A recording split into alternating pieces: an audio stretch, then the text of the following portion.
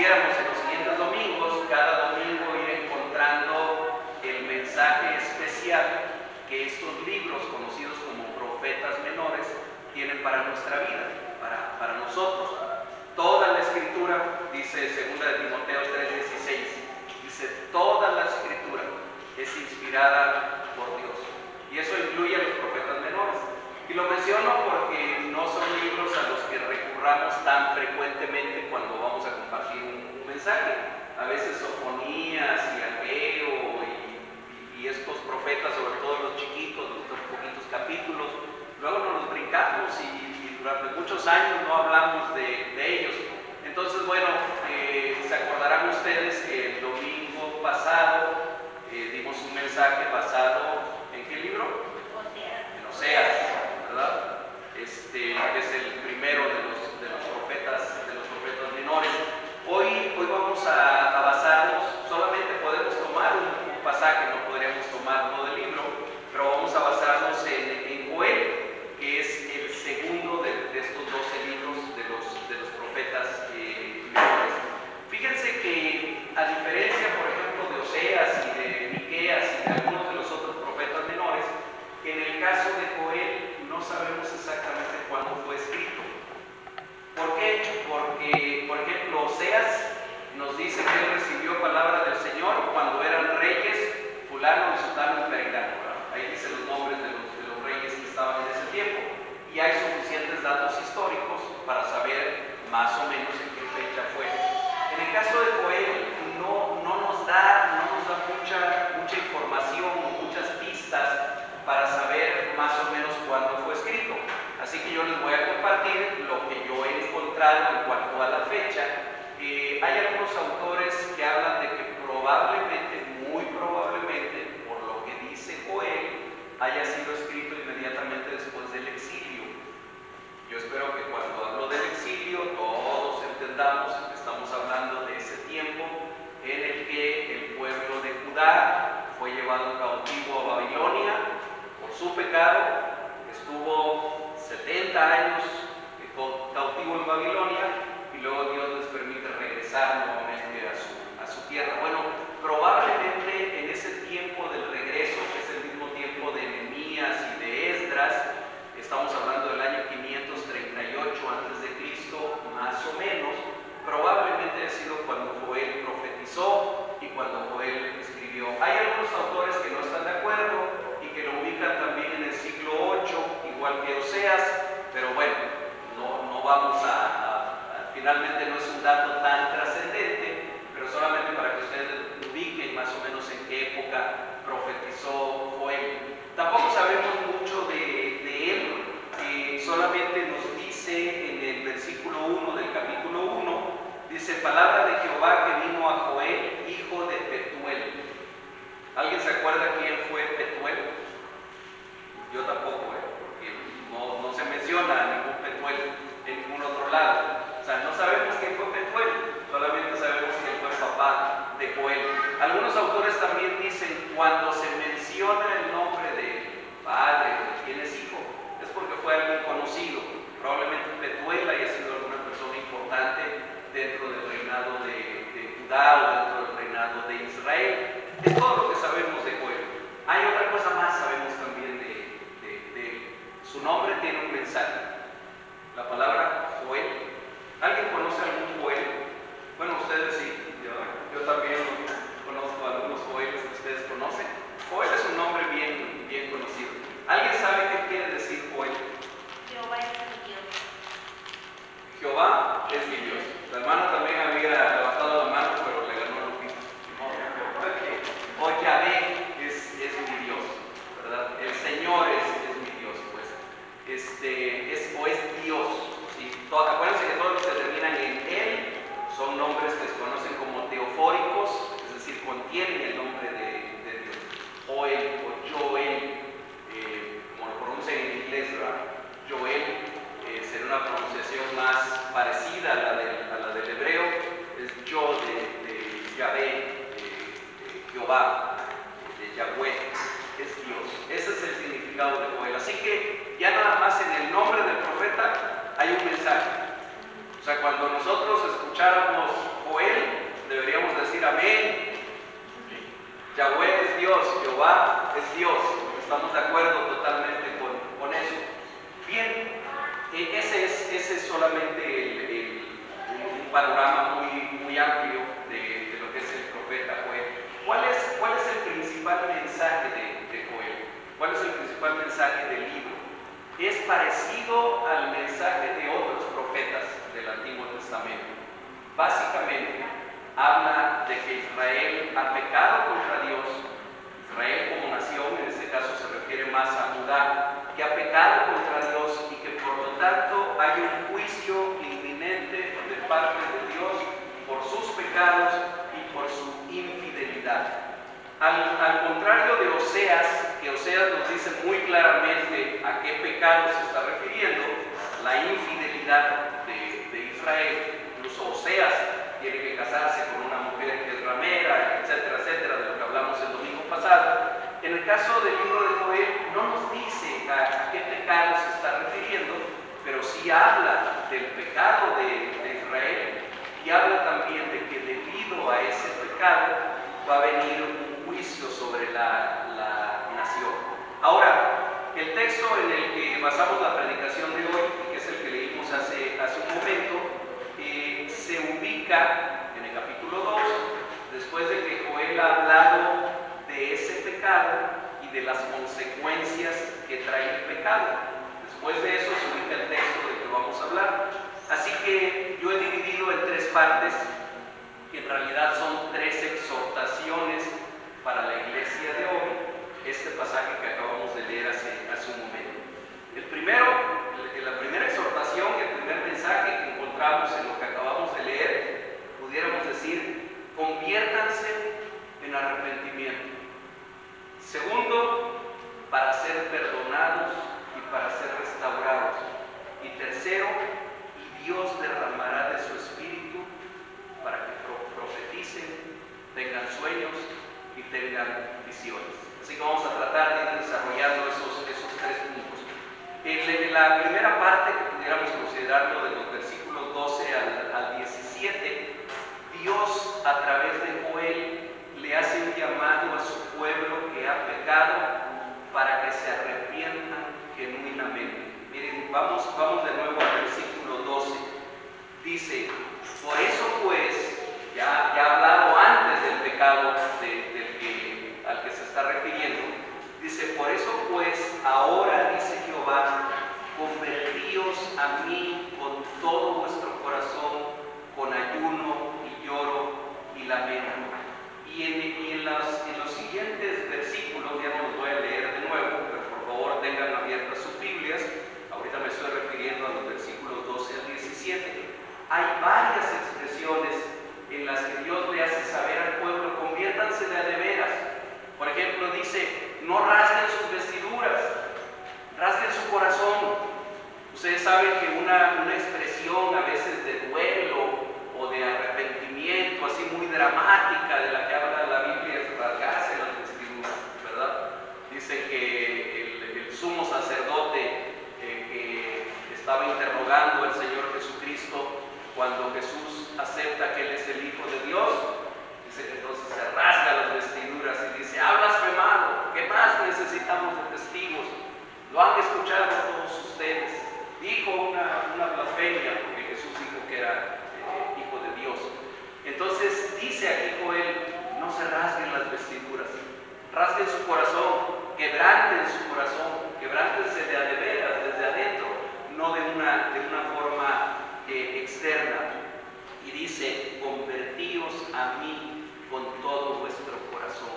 Fíjense que la palabra convertirse en hebreo es la palabra shu, bueno, así se pronunciaría en español, shu, y en griego, que el griego lo tenemos como más cercano porque es el idioma del Nuevo Testamento, es la palabra epístrofe. Ahora en el estudio bíblico del viernes lo comentábamos también por otra cosa, pero comentábamos esto. Y la palabra epístrofe en griego o shu en hebreo quiere decir literalmente darse la vuelta. Epístrofe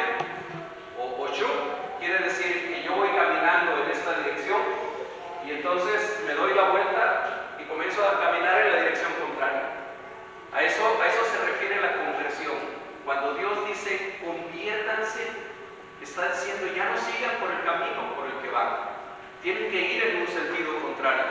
Pablo diría, el que robaba, no robe más. El que mentía, no mienta más. El que adulteraba, no adultere más. No hay una conversión si nosotros seguimos caminando en el mismo sentido en el que íbamos.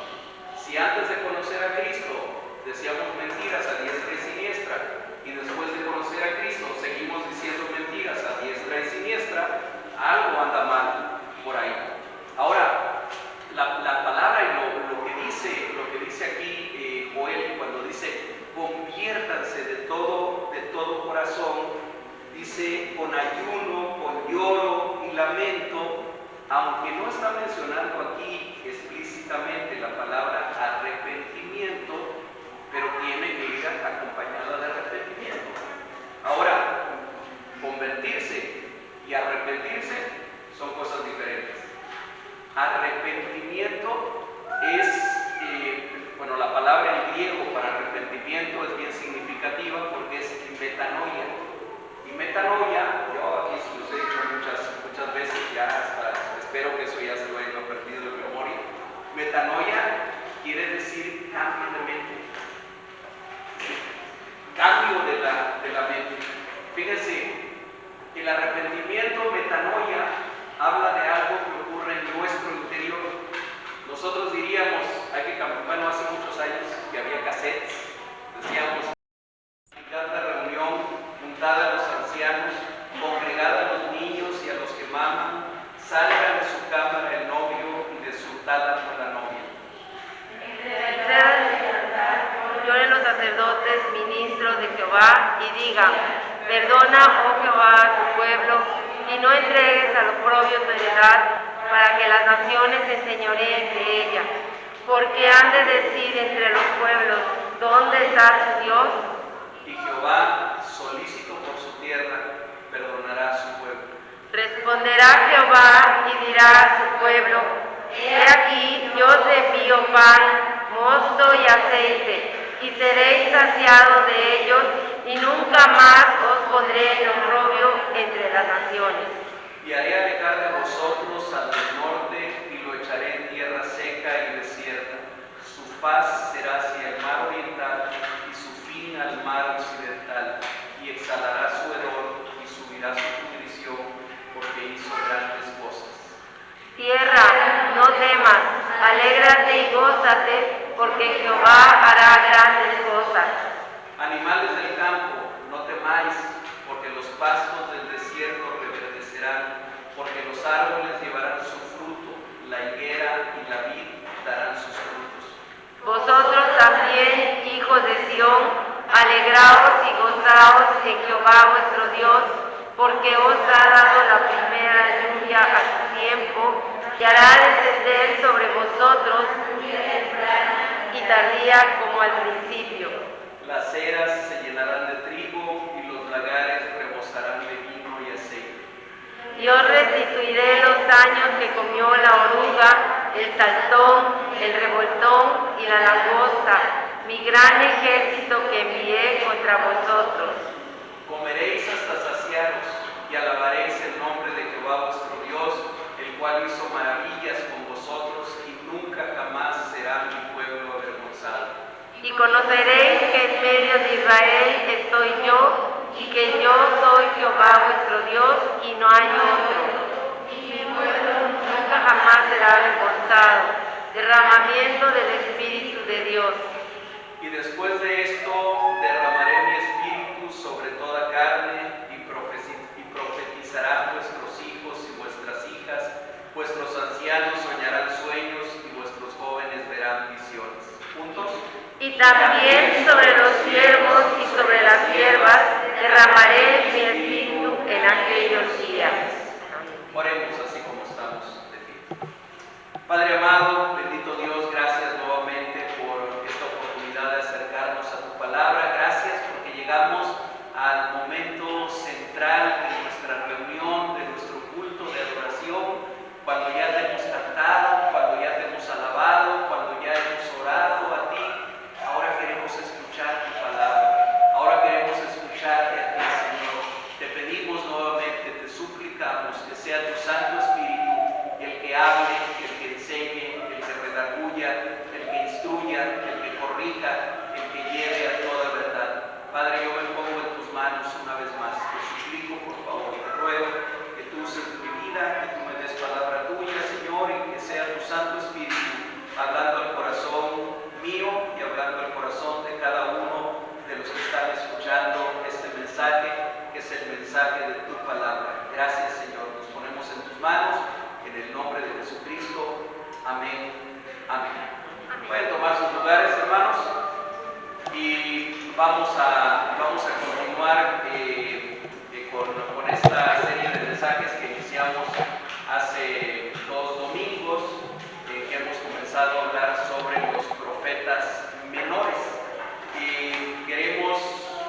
quisiéramos en los siguientes domingos, cada domingo ir encontrando el mensaje especial que estos libros conocidos como profetas menores tienen para nuestra vida, para nosotros.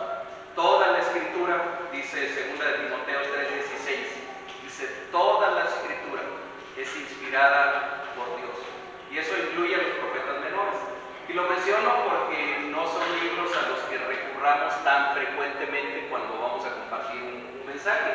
A veces Sofonías y Ageo y estos profetas, sobre todo los chiquitos, los poquitos capítulos, luego nos los brincamos y durante muchos años no hablamos de ellos.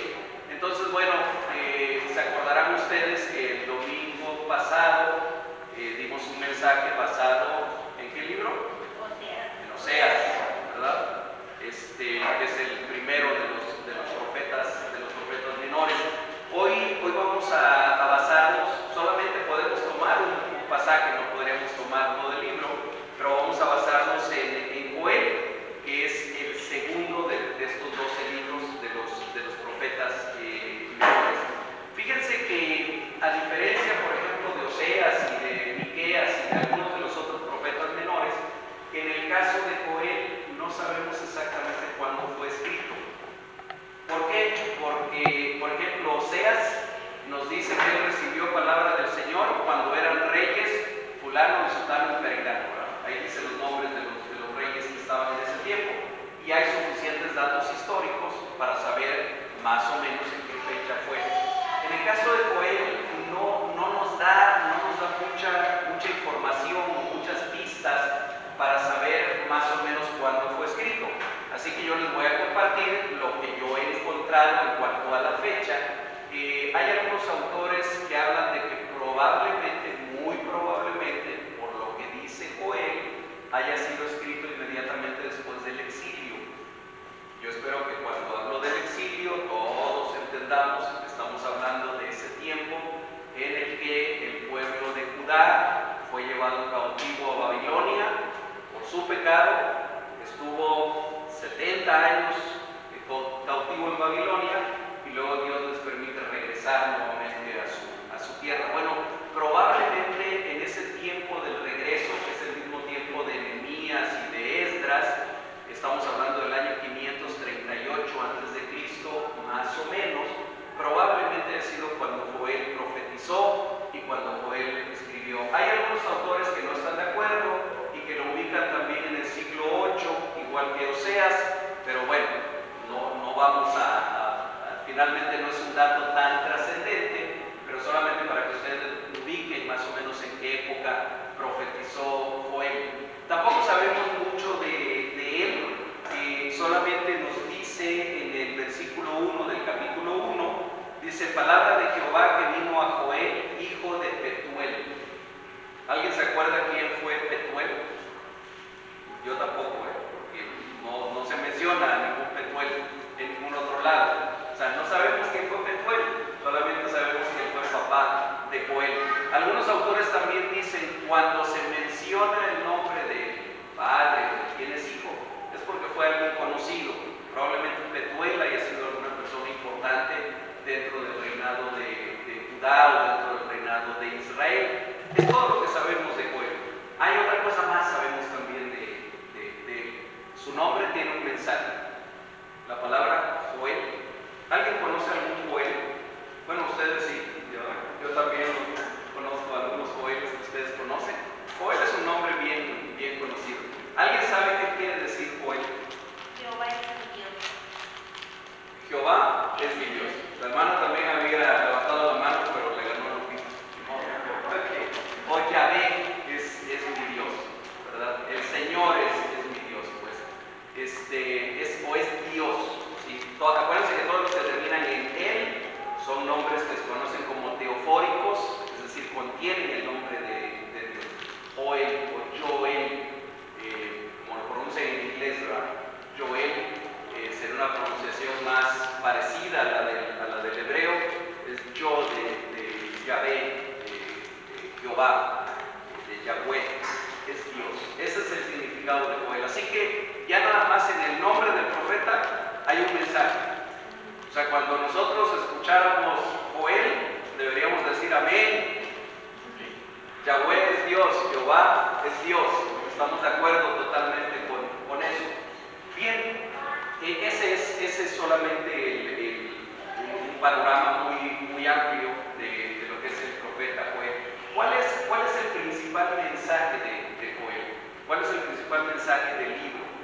es parecido al mensaje de otros profetas del Antiguo Testamento. Básicamente, habla de que Israel ha pecado contra Dios. Israel como nación, en este caso se refiere más a Judá, que ha pecado contra Dios y que por lo tanto hay un juicio inminente de parte de Dios por sus pecados y por su infidelidad.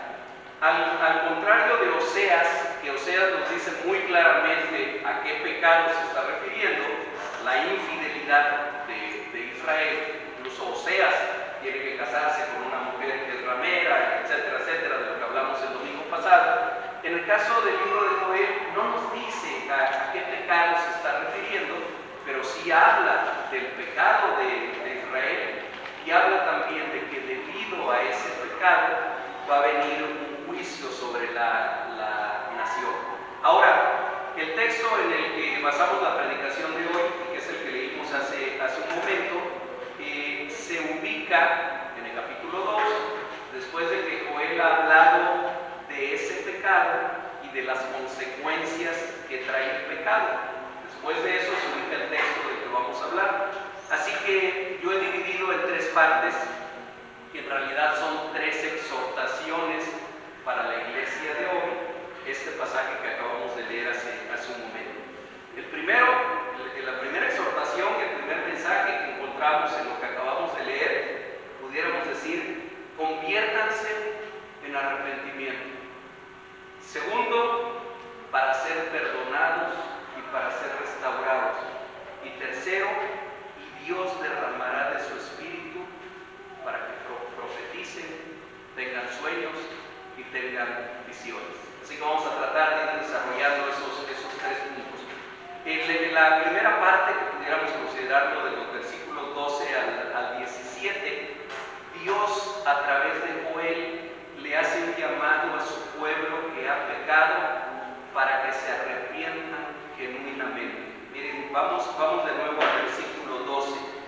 Dice, por eso pues, ya ha hablado antes del pecado al que se está refiriendo, dice, por eso pues, ahora dice Jehová, convertíos a mí con todo vuestro corazón, con ayuno y lloro y lamento. Y en los siguientes versículos, ya no los voy a leer de nuevo, pero por favor tengan abiertas sus Biblias. Ahorita me estoy refiriendo a los versículos 12 al 17. Hay varias expresiones en las que Dios le hace saber al pueblo, conviértanse de veras. Por ejemplo, dice, no rasguen sus vestiduras, rasguen su corazón. Ustedes saben que una expresión a veces de duelo o de arrepentimiento, así muy dramática, de la que habla la Biblia, es rasgarse las vestiduras, ¿verdad? Dice que el sumo sacerdote que estaba interrogando al Señor Jesucristo, cuando Jesús acepta que Él es el Hijo de Dios, dice que entonces se rasga las vestiduras y dice, ha blasfemado, ¿qué más necesitamos de testigos? Lo han escuchado todos ustedes. Dijo una blasfemia, porque Jesús dijo que era Hijo de Dios. Entonces dice aquí Joel, no se rasguen las vestiduras, rasguen su corazón, quebranten su corazón, quebrántense de veras, desde adentro, no de una forma externa. Y dice, convertíos a mí con todo vuestro corazón. Fíjense que la palabra convertirse en hebreo es la palabra shu, bueno, así se pronunciaría en español, shu, y en griego, que el griego lo tenemos como más cercano porque es el idioma del Nuevo Testamento, es la palabra epístrofe. Ahora en el estudio bíblico del viernes lo comentábamos también por otra cosa, pero comentábamos esto. Y la palabra epístrofe en griego, o shu, en hebreo, quiere decir literalmente darse la vuelta. Epístrofe o shu quiere decir que yo voy caminando en esta dirección y entonces me doy la vuelta y comienzo a caminar en la dirección contraria. A eso se refiere la conversión. Cuando Dios dice conviértanse, está diciendo ya no sigan por el camino por el que van, tienen que ir en un sentido contrario. Pablo diría, el que robaba no robe más, El que mentía no mienta más. El que adulteraba no adultere más. No hay una conversión si nosotros seguimos caminando en el mismo sentido en el que íbamos. Si antes de conocer a Cristo decíamos mentiras a diestra y siniestra, y después de conocer a Cristo seguimos diciendo mentiras a diestra y siniestra, algo anda mal por ahí. Ahora, la palabra y lo que dice aquí Joel, cuando dice conviértanse de todo corazón, dice con ayuno, con lloro y lamento, aunque no está mencionando aquí explícitamente la palabra arrepentimiento, pero tiene que ir acompañada de arrepentimiento. Ahora, convertirse y arrepentirse son cosas diferentes. Arrepentimiento es, la palabra en griego para arrepentimiento es bien significativa porque es metanoia. Y metanoia, yo aquí se los he dicho muchas veces, ya hasta espero que eso ya se lo hayan perdido de memoria. Metanoia quiere decir cambio de mente. Cambio de la mente. Fíjense, el arrepentimiento, metanoia, habla de algo que ocurre en nuestro interior.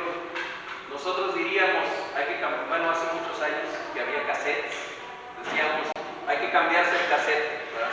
Ya ahora los chavos ya ni siquiera saben qué es eso del cassette, piensan que es algún restaurante o alguna cosa así, porque ya no conocen los cassettes. Entonces ahora diríamos chip, ¿verdad? Eso sí lo entienden los chavos. Entonces diríamos, cámbiate de chip, cámbiate de chip. Metanoia es mi manera de pensar cambia radicalmente. Lo mismo que dice Pablo en Romanos capítulo 12, transformaos por medio de la renovación de vuestro entendimiento. Cuando nosotros nos arrepentimos, nuestra mente cambia, pero es algo que ocurre en nuestro interior, es algo que no se nota por afuera. Si yo me arrepiento o no me arrepiento, es algo que realmente Dios sabe, el Espíritu Santo sabe y yo lo sé, porque es algo que tengo adentro de mí. Hermanos, el arrepentimiento duele. Cuando el Señor Jesucristo en las bienaventuranzas dice, bienaventurados los que lloran, está hablando de aquellos que lloran por su pecado, aquellos que lloran por su maldad. Yo no sé si usted alguna vez ha llorado por su pecado. Yo no sé si alguna vez lo ha sentido. Es algo desgarrador y es algo que verdaderamente nos hace llorar cuando nos damos cuenta. Jonathan Edwards, uno de los predicadores más famosos en el siglo XIX en los Estados Unidos, y a quien Dios usó como un instrumento para algo que se conoce como el gran avivamiento en aquel país y que luego arrasó también en prácticamente todo el mundo. Él decía, Jonathan Edwards, uno de los hombres que alguien ha dicho es de los hombres más santos que han existido. Él decía, cuando yo veo adentro de mi corazón, veo un pozo negro y profundo como el infierno, decía él, por el pecado que hay en mí. Y él continuaba diciendo, aún cuando estoy orando, me descubro que peco. Aún cuando estoy predicando, me descubro que peco. Aún cuando le estoy compartiendo a alguien de la palabra de Dios, me descubro que peco. Porque a veces hay soberbia, porque a veces hay orgullo,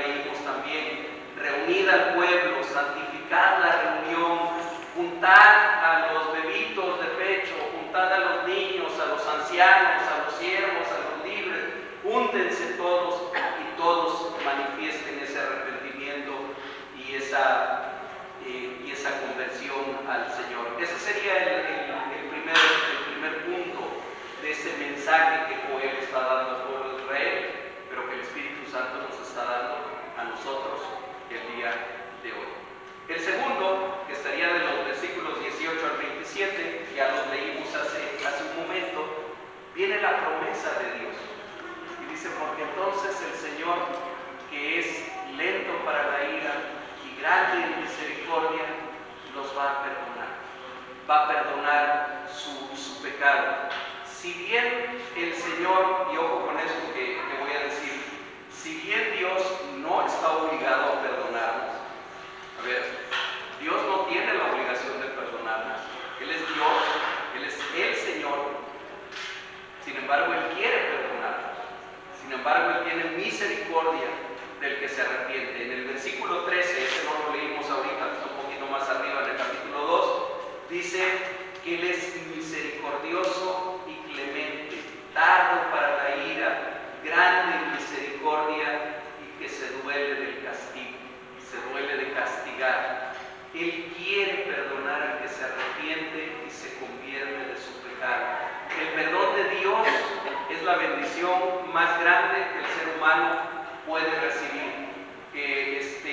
Si ustedes siguen ahí la lectura en este pasaje, van a encontrar, por ejemplo, que en el versículo 21, estamos en esa parte en la que Dios está hablando del perdón que le dará a su pueblo. En el versículo 21, en una expresión bien hermosa, le dice a la tierra, le dice, tierra, no temas, no temas. Y después, un poquito más adelante, en el 22, le dice a los animales, les dice, no teman. Y en el versículo 23 le dice a sus hijos, a su pueblo en Sión, también lo mismo, no teman, porque el Señor los ama, no teman porque el Señor los quiere perdonar, no teman porque el Señor los quiere restaurar. El Señor ha prometido, junto con su perdón, dar provisión y dar restitución. Promete, por ejemplo, un poco más adelante, comeréis hasta saciaros. Pero la bendición más grande que viene con el perdón es la que se menciona en el versículo 27. Y ese sí quisiera que lo leyéramos nuevamente. Dice el verso 27, aunque ya nos vamos a regresar un poquito más. Dice, y conoceréis que en medio de Israel estoy yo, y que yo soy Jehová vuestro Dios, y no hay otro, y mi pueblo nunca más será avergonzado. ¿Cuál es la bendición más grande que recibimos cuando Dios nos perdona, cuando hay arrepentimiento en nuestro corazón, cuando venimos delante de Él en arrepentimiento y recibimos el perdón de Él? Es que empezamos a experimentar la presencia de Dios en nuestras vidas. Que es algo que no hay forma de describirlo, que no hay forma en que uno lo pueda explicar. La presencia de Dios en nuestra vida, el saber que Jehová es Dios, como significa el nombre de Joel, es algo que experimentamos en nuestro interior. Dice, y conocerán que en medio de Israel, es decir, en medio del pueblo de Dios, estoy yo, y que yo soy Jehová vuestro Dios, y no hay otro, y mi pueblo nunca más será avergonzado. Por eso David, el salmista, escribe en el Salmo 32, en los versos 1 y 2, dice, bienaventurado aquel cuya transgresión ha sido perdonada y cubierto su pecado. Bienaventurado el hombre a quien Jehová no culpa de iniquidad. Bienaventurado, 3 veces feliz, Macarios en griego, el hombre cuya transgresión ha sido perdonada. Ese es verdaderamente feliz, dice David en el Salmo 32. El apóstol Pablo, en su carta a los Colosenses, capítulo 1, en los versículos 13 y 14, hablando de la obra de Jesús, dice, el cual nos ha librado de la potestad de las tinieblas y trasladado al reino de su amado Hijo, el perdón de pecados. Nuestra redención y nuestro perdón han sido ganados para nosotros por el sacrificio de Jesucristo en la cruz del Calvario. Solo su sacrificio puede borrar los pecados en la vida del ser humano, pero de ninguna manera, y esa es la intención de remarcar esto en este mensaje, de ninguna manera eso implica que el arrepentimiento y la conversión no sean necesarias.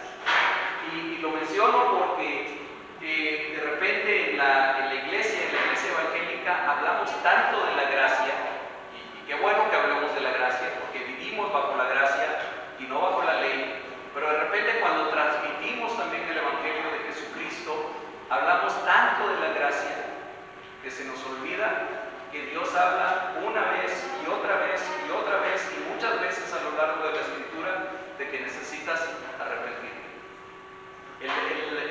La predicación de Juan el Bautista, aquel que fue enviado para enderezar el camino del Señor, y la predicación del mismo Señor Jesucristo empieza con la expresión: arrepiéntanse porque el reino de Dios se ha acercado. Tanto Juan como Jesús comienzan su ministerio y comienzan su predicación con eso mismo. Entonces nosotros como creyentes del siglo XXI no podemos perder de vista que el arrepentimiento debe de ser parte de nuestra vida cristiana, que la gracia no quita la necesidad del arrepentimiento. El arrepentimiento y la conversión son necesarias, aunque no suficientes. Solo en Cristo nuestro perdón está asegurado. Eso lo debemos de tener presente también. Y llego al tercer punto y al último de este mensaje, pero creo que es en el que más me gustaría centrarme.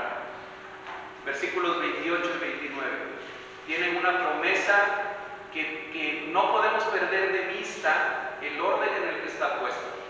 No podemos perder de vista que ya hablamos de la necesidad de conversión, de la necesidad de ser perdonados de nuestro pecado, y entonces después viene una promesa en los versículos 28 y 29.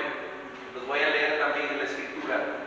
Dice: y después de esto, fíjense bien, acaba de hablar de convertidos de todo vuestro corazón, no rasguen sus vestidos, rasguen su corazón.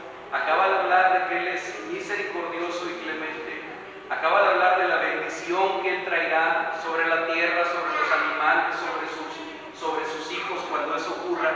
Y dice: y después de eso derramaré de mi espíritu sobre toda carne, y profetizarán vuestros hijos y vuestras hijas, vuestros ancianos soñarán sueños, y vuestros jóvenes verán visiones, y también los siervos, y también sobre los siervos y sobre las siervas derramaré mi espíritu en aquellos días. En la primera parte del culto, o en la primera lectura que hicimos, leímos Hechos capítulo 2, precisamente porque el apóstol Pedro, cuando comienza a predicar en aquel día de Pentecostés, menciona este pasaje, menciona a Joel, y dice: y en los últimos días, como dijo el profeta Joel, en los últimos días derramaré de mi espíritu, etcétera, etcétera.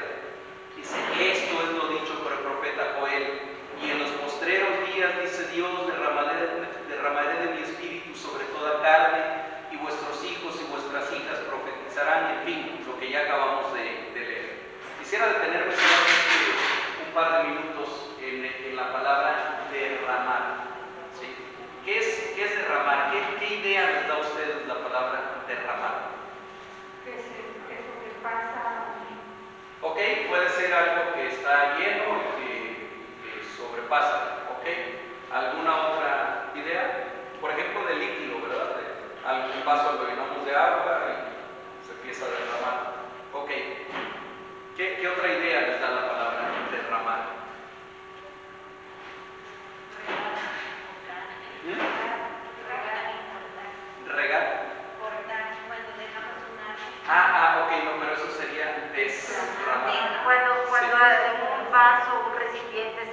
llenar de agua y rebosa.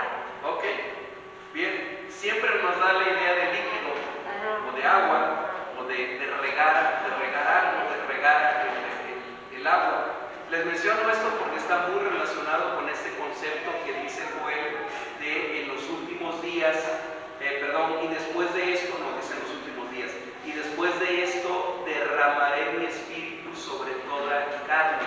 Miren, el Señor Jesucristo en Juan capítulo 7, versículos 37 y 39, habla de algo parecido a esto, de algo que yo dije, bueno, esto tiene que ver un pasaje con el otro.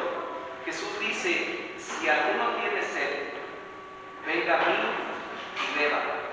El que cree en mí, como dice la Escritura, de su interior correrán ríos de agua viva. Esto dijo del Espíritu que habían de recibir los que creyesen en él. Cuando hablamos de que el Espíritu Santo es derramado, igual que cuando se habla del bautismo del Espíritu Santo, esto es que el Espíritu Santo nos empapa, que el Espíritu Santo nos cubre, que el Espíritu Santo nos llena. De la misma manera que dice en el libro de Isaías, hablando del agua nuevamente, y dice, así como el rocío que desciende de los cielos y riega la tierra y no vuelve sin cumplir con su cometido, sino que hace que la tierra produzca y produce trigo para el que siembra y pan para el que come, de la misma manera, dice el Señor, mi palabra no volverá a mí vacía, sino que cumplirá aquello para lo cual la he enviado.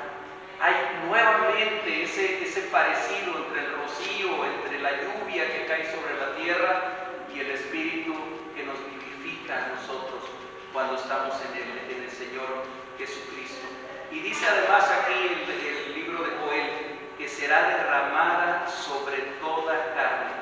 Y esto quiere decir sin distinciones de edad, habla de jóvenes y de ancianos más adelante, sin distinciones de sexo, dice sobre vuestros hijos y sobre vuestras hijas, sin distinciones de condición social, dice sobre los siervos y sobre las siervas, y recuerden que eso quiere decir esclavos, en aquel tiempo había esclavos, dice sobre los esclavos y las esclavas derramaré de mi espíritu.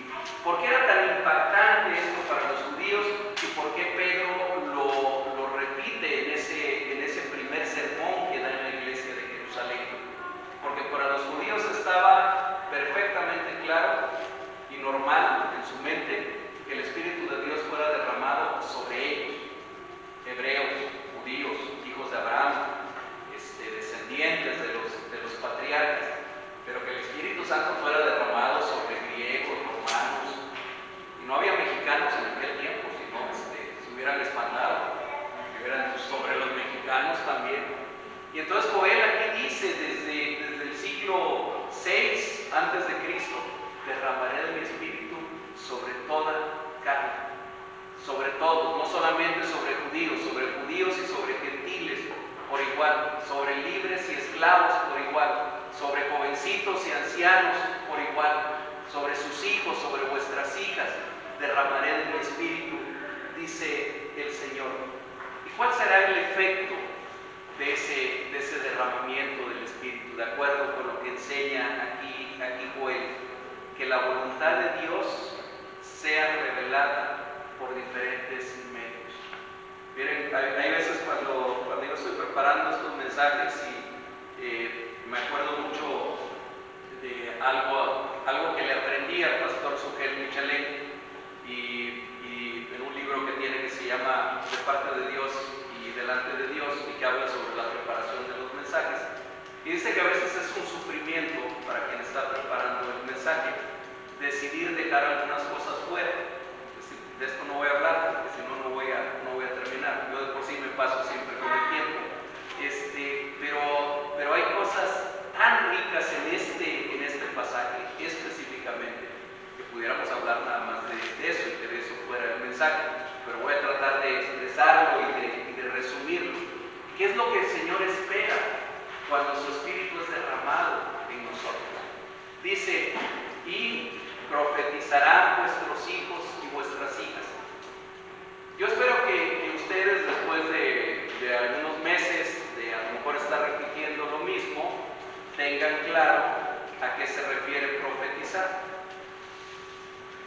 hablamos cuando hablamos de profetizar? Ok, qué bueno que hablaron 2, 3 al mismo tiempo. No, sí, está bien. Ok, estamos hablando de lo que yo estoy haciendo ahorita. A ver, yo estoy profetizando en este momento. ¿Por qué? Porque estoy hablando de la palabra de Dios. No porque les esté diciendo cuándo se va a acabar el mundo o qué va a ocurrir con la guerra de Ucrania o cosas así. A ver, profetizar es hablar lo que el Señor dice. Es hablar lo que los profetas hacían. ¿Cómo comienza Joel? Joel comienza diciendo palabra de Jehová que vino a Joel, hijo de Petuel, etcétera, etcétera. Profetizar es hablar de la palabra de Dios. Y entonces, ¿cuál es la promesa aquí cuando el Espíritu de Dios se ha derramado? Dice, vuestros hijos y vuestras hijas profetizarán. Miren, algo que no suelo hacer mucho, pero me voy a permitir hacerlo hoy, y ustedes me van a perdonar. No, trato de no referirme mucho a mi familia o a cosas específicas de mi familia, y menos cuando están presentes ellos. Pero a mí me dio tanto gozo hace un par de semanas que me mandaron por ahí un videíto donde mi hijo Gustavo está predicando en una iglesia allá en Texas. Ni siquiera lo he comentado con él, lo estoy viendo por primera vez ahora. Pero me dio tanto gozo en mi corazón. Estaba predicando en inglés, entonces no entendí todo lo que dijo, pero me llenó de gozo, verdaderamente. Y para mí esa es parte del cumplimiento de lo que dice Joel, cuando dice, y vuestros hijos y vuestras hijas profetizarán. Yo he escuchado a Camilita hablar de la palabra de Dios, la he escuchado hablar de la palabra de Dios, he escuchado a varios de los hijos de ustedes que están aquí hablar de la palabra de Dios, y para mí eso es parte del cumplimiento de la promesa de Joel. No es que ocurra algo extraordinario, ¿verdad? De que ahora sus hijos van a adivinar el futuro. Es esto, es parte de su promesa, y sus hijos y sus hijas, cuando yo derrame de mi espíritu sobre de ellos, van a hablar mi palabra, van a profetizar. Y sigue diciendo más adelante en cuanto a ese efecto también que tendrán. Dice, y profetizarán vuestros hijos y vuestras hijas, vuestros ancianos soñarán sueños y vuestros jóvenes verán visiones. Y cuando cuando leemos así de sueños y de visiones, generalmente pensamos en que vamos a soñar cosas de lo que va a ocurrir dentro de unos años, o que vamos a tener visiones como las que vio Juan cuando recibió la visión del Apocalipsis. Tal vez haya algo de eso. Tal vez finalmente Dios pueda hablar como Él quiera, Él es Dios. Y si Él quiere hablar a través de visiones, nos va a hablar a través de eso. Y si quiere hablar a través de sueños, nos va a hablar a través de sueños. Pero no siento que sea el principal sentido de este mensaje, de esta palabra que nos está dando Joel. No siento que sea lo más importante. Miren, voy a mencionar a una de las personas que yo más admiro, gente que vivió hace algunos años, pero de la gente que yo le tengo más admiración. Un pastor bautista en Estados Unidos, se llamó Martin Luther King. Este hombre que murió asesinado, que por cierto, él causó una revolución en los Estados Unidos en los años 60, una revolución pacífica, y era un cristiano. Es de los ejemplos de cristianos que han impactado el mundo, que han impactado su época, como deberíamos de hacerlo todos los cristianos.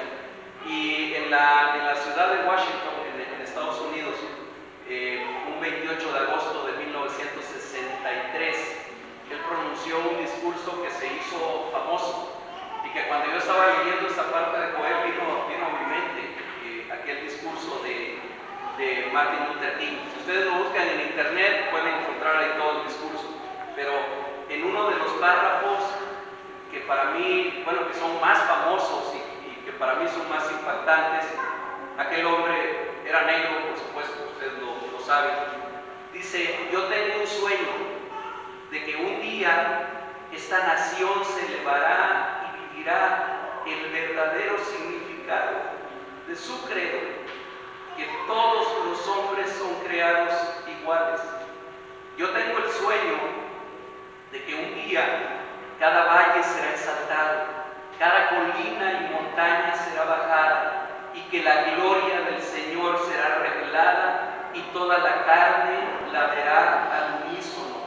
Esta es nuestra esperanza, esta es la fe con la que regresaré, decía aquel hombre. Hermanos, no estaba en una iglesia, no estaba en un púlpito, estaba en un lugar público donde había miles de personas, era un meeting más bien político, pero aquel hombre estaba profetizando la palabra de Dios, aquel hombre estaba hablando la palabra de Dios. Él menciona a Isaías en eso que yo acabo de leer, que es parte de su discurso, pero él comienza diciendo: yo tengo un sueño de que un día esta nación se elevará y vivirá el verdadero credo y el significado de que todos los hombres sean iguales. Tengo un sueño de que un día cada valle será exaltado y cada colina y montaña será bajada. Sigue diciendo, mencionando a Isaías. Y yo te preguntaría hoy, ¿cuál es tu sueño? ¿Cuál es tu sueño en el reino de Dios? Porque Martin Luther King estaba hablando del reino de Dios. No estaba hablando de un problema social en los Estados Unidos. Él estaba hablando del reino de Dios. ¿Cuál es el sueño que Dios ha puesto en tu corazón para su reino? ¿Cuál es el sueño que el Señor te ha llevado a decir: cómo me gustaría, no sé, que toda la colonia del Porvenir fueran cristianos, que todos conocieran del Señor? ¿Cómo me gustaría que fulanito y sultanito que viven ahorita en medio de la drogadicción y del alcoholismo y de la inmundicia se convirtieran a Cristo, conocieran del Señor Jesucristo?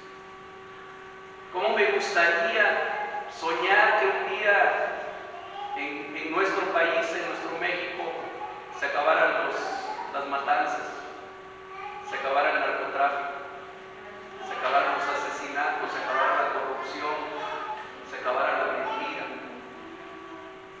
Dios ha puesto un sueño así en tu corazón, hermano. Es el derramamiento del Espíritu Santo del que está hablando hoy. Y tus ancianos soñarán sueños, y tus jóvenes verán visiones no de cosas que no entendemos, sino de la visión que Dios ha puesto en el corazón de cada uno de nosotros. ¿Cuál es tu sueño? ¿Cuál es tu visión para el reino de Dios? Si no tienes ninguna o no tienes ninguna, déjame decirte hoy que Dios quiere derramar de su Espíritu en ti para que los tengas, no conforme a tu carne o conforme al mundo, sino conforme a su corazón, conforme al corazón de Dios.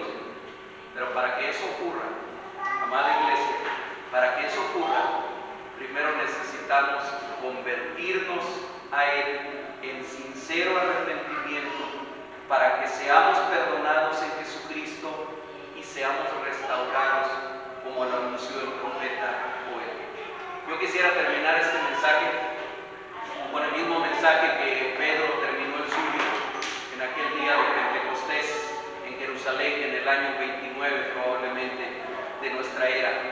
Dice en Hechos 2, 37 al 39: al oír esto, se compungieron de corazón y dijeron a Pedro y a los otros apóstoles: varones hermanos, ¿qué haremos?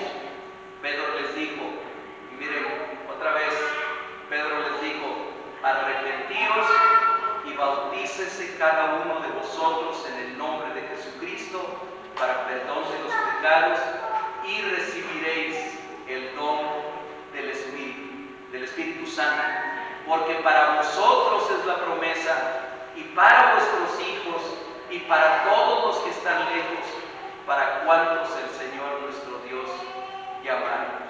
Sin duda, Dios quiere que profetices, es decir, que hables su palabra. Sin duda, Dios quiere que sueñes y que tengas visión, pero nada de eso ocurrirá si no ocurre lo primero. Conviértete al Señor en arrepentimiento, recibe su perdón a través de Jesucristo y permite que Él derrame de su Espíritu Santo en tu vida. Ese es el mensaje de hoy. Ese es el mensaje que la palabra de Dios tiene para nosotros de parte de este hombre de Dios llamado Joel. Oremos para terminar, hermanos. Padre amado, bendito Señor, te damos gracias nuevamente por tu palabra. Gracias, Señor, porque entendemos que cada día, aun cuando ya estemos tratando de caminar contigo, aun cuando nos digamos cristianos, aun cuando nos digamos discípulos tuyos, cada día necesitamos del arrepentimiento. Cada día necesitamos de examinar nuestro corazón y de pedirte a ti que lo examines. Yo te suplico, Señor, yo te ruego en esta tarde que tú examines mi corazón y que tú examines el corazón de cada uno de los que estamos aquí. Y, Señor, si tú hallas en estos corazones cosas que a ti te desagradan, cosas que tú aborreces, cosas que tú no apruebas, Señor, que sea tu mismo Espíritu el que nos redarguya, el que nos convenza del pecado y el que nos lleve a tus pies en arrepentimiento para recibir el perdón que tú nos has prometido. Y que cuando tú hayas hecho eso, Señor, que tú derrames de tu Espíritu en nuestra vida, que tú derrames de nuestro Espíritu en nuestro corazón, que tú nos des la llenura, que tú nos des la plenitud de tu Santo Espíritu, sin el cual, Señor, jamás podremos caminar en el camino tuyo. Te pedimos, Señor, que tú nos des sueños, que tú nos des visiones en el reino tuyo, que tú nos permitas ver cuál es tu voluntad, no solamente para nuestra vida, sino para la vida de nuestra familia, para la vida de nuestra comunidad, de la sociedad en la que estamos viviendo. Señor, no nos permitas ser cristianos tibios, no nos permitas ser cristianos religiosos, no nos permitas ser gente que solamente se congrega en una iglesia y que después vive una vida alejada de ti. Llévanos, Señor, a impactar a nuestro mundo. Pon en nosotros de ese mismo espíritu que pusiste en Martin Luther King, de ese mismo espíritu que pusiste en David, de ese mismo espíritu que pusiste en Joel, de ese mismo espíritu que pusiste en cada uno de los profetas, para que podamos impactar el mundo en el que tú nos has puesto a vivir. No tenemos la capacidad para serlo nosotros, no tenemos la habilidad para hacerlo nosotros.